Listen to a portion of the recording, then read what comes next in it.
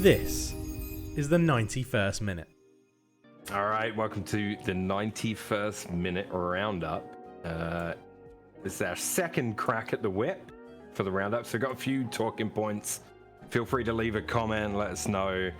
We got to talk about that later too. We did have some comment in the YouTube this week. Yeah. I got into it. No, I just replied. You know, typical YouTube. Shout him anyway, out. So yeah, I didn't make a note of his name, but I will do that. Yeah, I must do that. So first topic on the roundup, Cartwheel asked this week, he asked us in the Discord if Messi could win the treble, and I said no, and I don't think Cart understood what I was saying, but he could win a treble. In the words of Zlatan, big difference. It's a big difference. What treble? What is the treble? Are you talking about English treble? That's the only treble? Or even, Champions League, La Liga, and Spanish Cup. It's not the treble. I mean, it's a treble. It's a treble. He could win Leagues Cup. He could win U.S. Open Cup. He could technically do a quadruple and maybe a quintuple. He could be king of the worthless tour. No, I'm just kidding. I don't want to make it sound he could like win I'm MLS bad. MLS Cup. He could win. The team who places the highest in the league gets a cup as well. What's it called? The Supporter Shield? Supporter Shield, yeah. So that could be 4. And then the CONCACAF Champions League. Don't ask me when that is, but he could win that too. He could be a quintuple.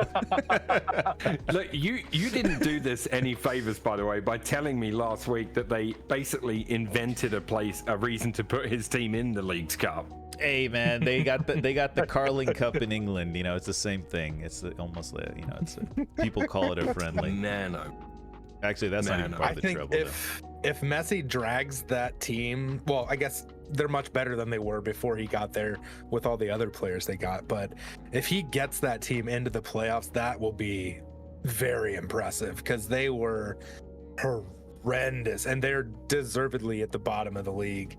They were just so bad, and it'll be impressive if they squeak into the playoffs. If they do, then game on, anything can happen, but that'll be impressive to get in there. Images leaking of David Beckham and Luka Modric on vacation together. I don't know if you guys saw those. Maybe Modric to Inter Miami. Who knows? Swingers? Oh, football. Oh, you mean for football? Gotcha.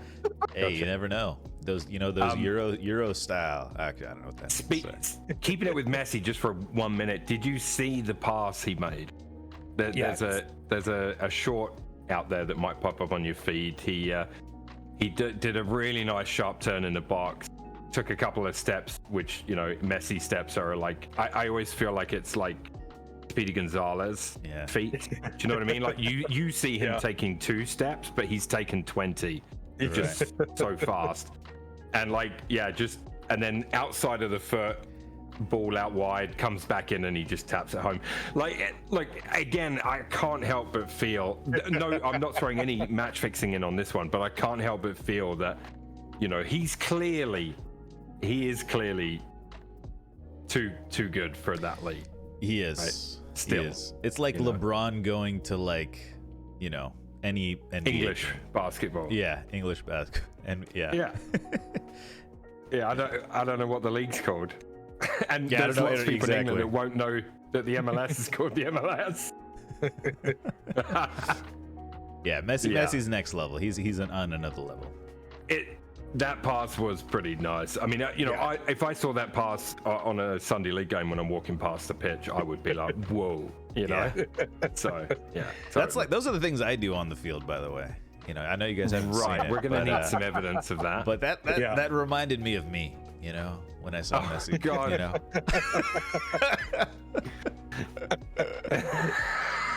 The splitting pass, and then the other guys like, oh wow, Yeah.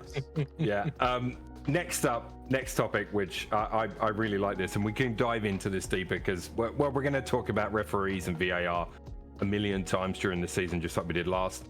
Mike Dean admits to basically giving his mate a bit of a break in last year's Chelsea v Tottenham match. And if you remember, it's the one where Romero blatantly pulled Cucurella's hair, pulled him to the ground, nothing given, no VAR check. Mike Dean this week said his comments were taken out of context. Well, I got news. They weren't. They were exactly in context, and it's unforgivable, in my opinion, guys. I mean, it's unforgivable. This is blatant evidence that there's a problem within the English football system. Yeah, this idea that it's his best mate, I think, is being blown out of context. He didn't have a game for 3 weeks after that incident, Mike Dean. He paid the price for that. You know, he paid for, and now he's not even reffing, right? But it didn't give the points back where they belong. Do you know what I mean? Like, I think we're going to get to a point. Replay the damn games. Wow. Okay, that's another thing. What do you think, Hoff? Yeah, if he wasn't, because he's like retired now. I know, like, previously he was like soft retired. He wasn't doing any on-field stuff, but I wonder if he was still working in an official capacity, like an official officiating capacity, if he would have said that.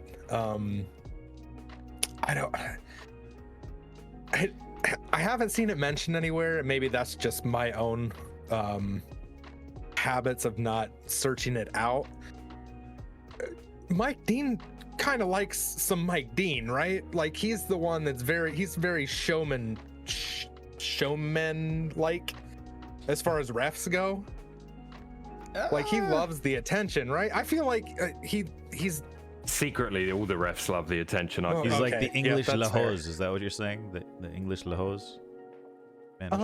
Yeah, I don't think that's an unfair comparison. I don't know if it's exact, but I think that's a reasonable comparison to make.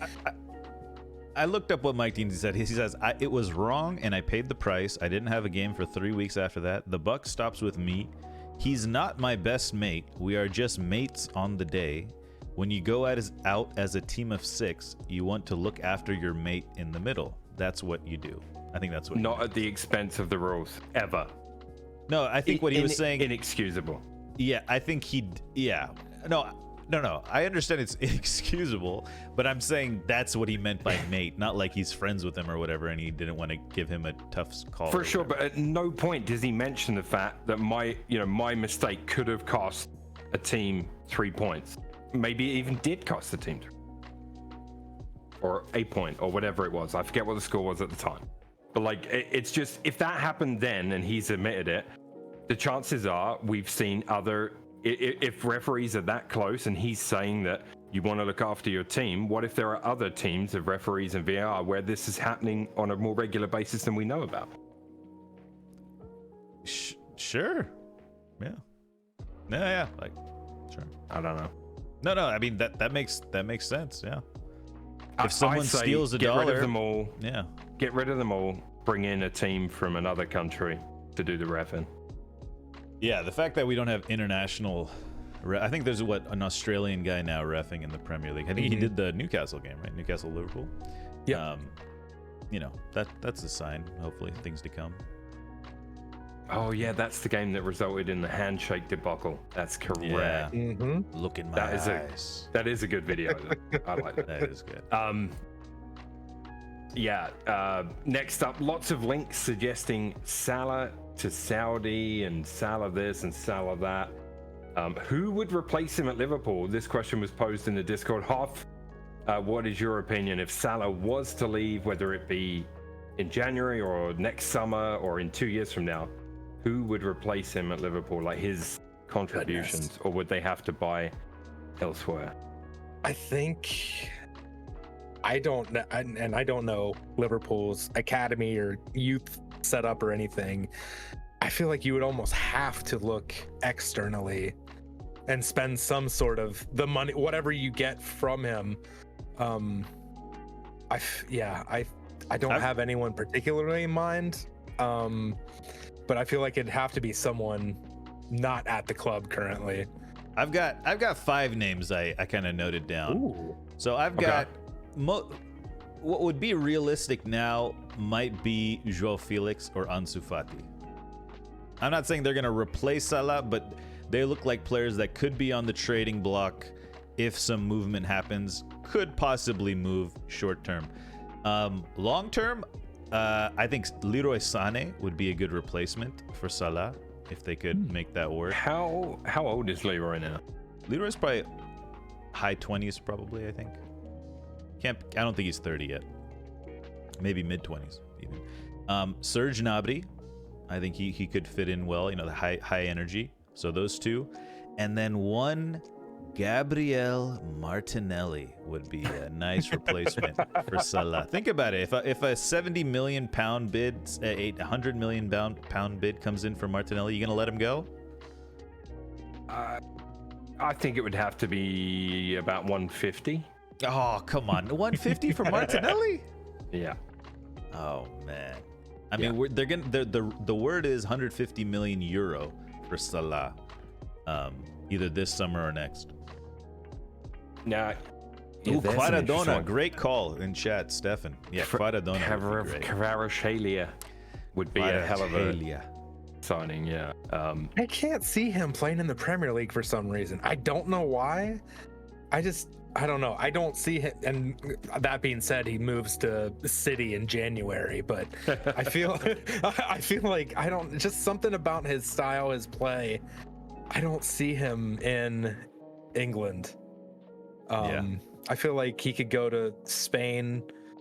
I could see him at Spain pretty easily. Probably not Germany, maybe Germany, but definitely Spain at some point. But I think if they look externally, these are the names I was thinking. But I think Luis Diaz is ready to take on a heavier role, kind of be that main man, and then you could even throw Gakpo out on either flank, and Harvey Elliott's around, and people were in chat were talking about Doak as well coming in. They have a succession. Jota's there, Gakpo, Nunes, all these guys are there, who can still lead the line for Liverpool. So they have a decent backup plan and a future plan for post Salah. But I do think a nice signing would be fun. It'd be good. Just give Liverpool some more excitement, even though they've spent quite a bit on attackers lately. Mm-hmm. Yeah, I can see it. I mean, right now, without a direct replacement, sort of waiting in the wings, I think they will be pretty desperate to hang on to him as long as they can. Yeah. Moving on then, only one transfer I wanted to talk about is Kieran Tierney to Real Sociedad. I don't know if you saw this move. He looked pretty happy to be going there. I was a little bummed because I think that's depth that we could use at Arsenal, but it is what it is, especially with Timber out injured. I wonder if we're going to see any more reinforcements before the window closes. That's all I had. I don't know if you guys had any other transfers you wanted to talk about. I think that's a sign of the formation that Arteta wants to play. I think he's going for that straight up Pep style of no fullbacks, no room for fullbacks at the club anymore. It's going to be all these wide center backs that can come inside and play in midfield and stuff like that. So I mean, it's a tactical thing. I think Tierney leaving. The other big one is Cancelo to Barcelona. That's been here we go today. Big move. Big move for Barca, because they're lacking a little bit of this. We'll talk a little bit later about Barca, but they have the Balde on the left, the young left back, and I think Cancelo on the right will provide a nice width, and it'll take a little pressure off the wingers, and you have a real strong center back pairing with Christensen, Koundé, Araujo, and then even Frankie de Jong lately. He's been dropping back into center back, playing really well. But I think Cancelo will bring a nice balance to the right side, something they're missing, a little bit of attacking threat from their fullback on the right. So I think Cancelo will be a big signing for them. Yeah, for sure. Now, next up in the roundup, I was going to talk La Liga just for a second anyway, so it's perfect timing. Because we did, we used to do a segment for like La Liga, Serie A, and Bundesliga, and I don't have any Bundesliga news. So sorry about that, Bundesliga fans. But That's just because I ran out of time personally. But yeah, La Liga, Barcelona with a 4-3 win over Villarreal yesterday. I think. Carl, did you watch that game, or did you watch? I watched the highlights of of that game. Okay, yeah, because you were talking about it in Discord as well, right? Lamine Yamal. This kid. I don't know if you've seen him play. He's 16 years old. I think he just turned 16. He's the youngest player to record a La Liga assist this century. So 23 years. But he's a man of the match in their win. He got a standing ovation from the Villarreal fans. He wow. Assisted a goal. He's really nice. He's the thing is, it's not just like pace or agility, right? He has a creativity, right, that you can't, that you just don't have in. He sees things. He can put the ball in certain places that it just makes it difficult for defenders to get to. Sets up his opportunities really well. Takes on people as well. Really, really nice winger. The thing is he is 16, and I hope they don't overplay him at such a young age, because he is. It's not even a question. He is their most creative attacker, and he's 16. Wow. And it's gonna put the rest. I mean, he needs help. Is he a Barca Academy product? He is. There's a picture of Messi. He's in like a baby seat, and there's a picture of Messi like grabbing his cheek.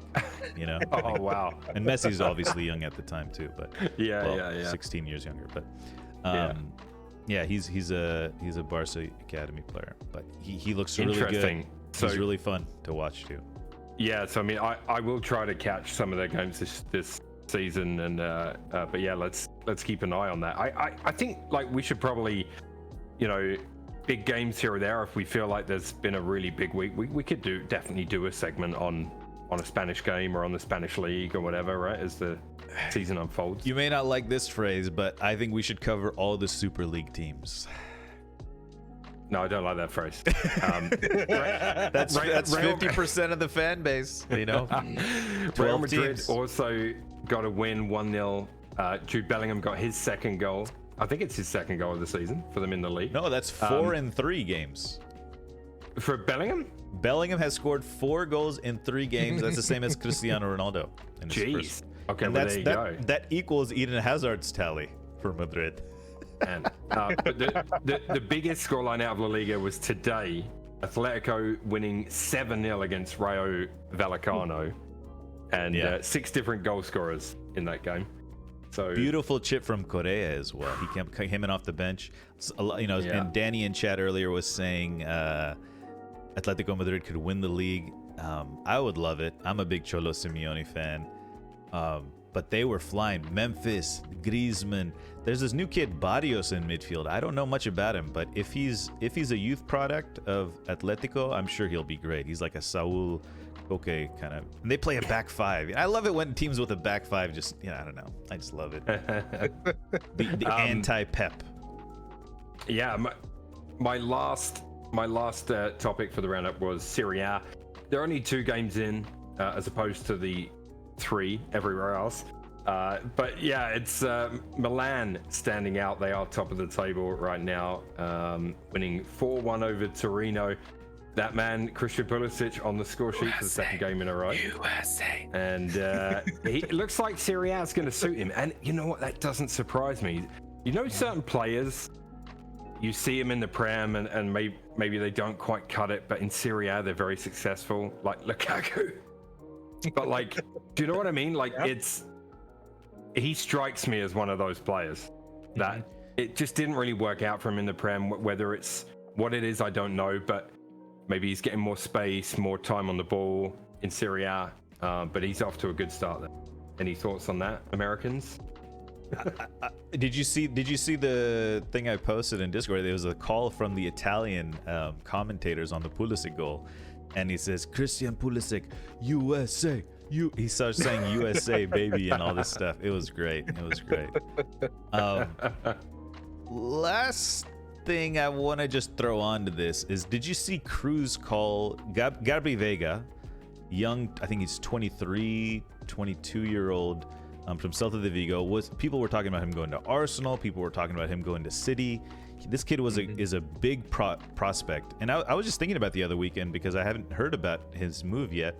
Turns out he moves to Saudi, and Cruz calls his move embarrassing. Under on Instagram or something, he just writes embarrassing. It's an interesting one. This is like what we've been talking about, in a nutshell, but it's being called out from like a current living legend or whatever you want to call it, world-class player. Tony Cruz calling it embarrassing is like, I don't know. It's almost like people aren't ready for Saudi's emergence. Almost like it's in, I don't know. I don't know if you guys have any thoughts about that. But what's interesting about this is like we've had Neves go, but he played in the Premier League at least. And then we had the Portuguese guy from Celtic or something, or no, from Jota, but now he's apparently leaving. So, but Gabri Veiga was like, he was tipped to go to a Barca, Madrid, a City, an Arsenal, or a big team, and he went to Saudi, which is, this is the first real big move in my opinion, of a young player going. No, that was also Cultured also got memed on that as well then. But yeah, I don't know. I think it's a very interesting move, and I'm very curious to see if more moves like this happen. Basically, that's all I have to say there. Anything else for the roundup? Anything else you want to add, guys? Sorry. Just to add on to that Vega talk, I'm never going to criticize players for getting paid. Like, go make your money, but don't go make your money and tell me that you're going there because you're going there for football reasons. You know what I mean? Like, if you want to set up your family, your kids, your kids, like with generational wealth, go for it. Go play there 2, 3, 4 years. But don't tell me that you're going there like to play at the top of the sport, because who is saying that? I'm not saying anyone did. I'm just saying. Okay. Sorry. I'm not saying anyone. I'm not saying he said that, certainly, but I have. But sure enough, I would bet money that, not Saudi money, but like $20, that someone will say that when the next wave, like I don't know if it'll be January, whenever the next big window is for them. Like, oh yeah, they're coming here because the level is so high and they're still making these astronomical wages. Like, I'm not here for that. Okay.